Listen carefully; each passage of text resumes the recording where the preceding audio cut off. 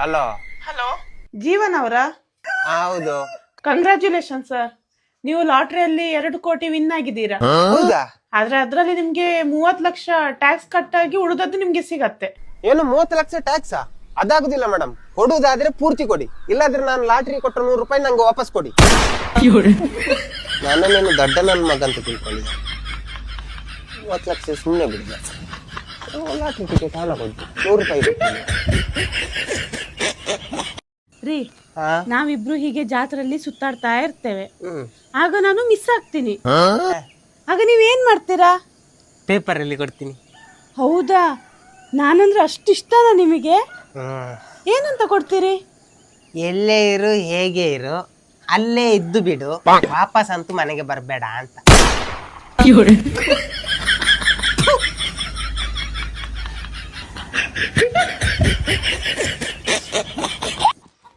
ರೀ, ನಿಮ್ಮ T shirt ಯಾಕೆ ಚೇತು ಬಾವಂಗೆ ಕೊಟ್ಟದ್ದು? ಯಾಕೆ, ಏನಾಯ್ತೆ?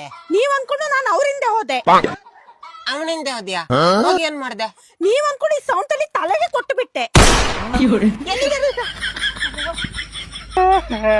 ತಲೆ ಹೋಯ್ತು.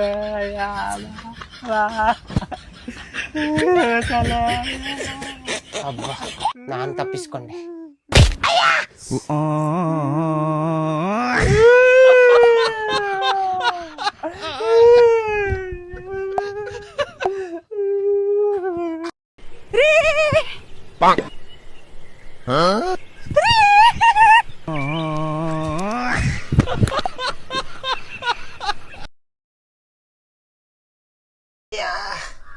ಹೊಟ್ಟೆ ನೋವು.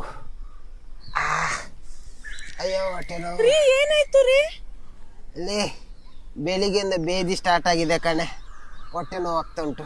ಈ ಹಾಸ್ಪಿಟಲ್ ಹೋಗು, 10,000 ತೆಗೀರಿ. 10,000? ಏ ಇಲ್ಲ ಕಣೆ, ಸರಿಯಾಗಿದೆ. 10,000 ಅಂತ.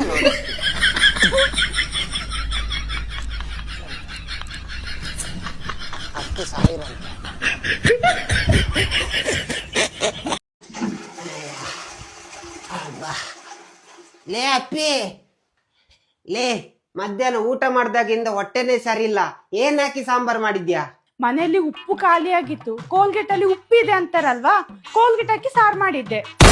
ಕೋಲ್ಗೇಟ್ ಹಾಕಿದ್ಯಾ?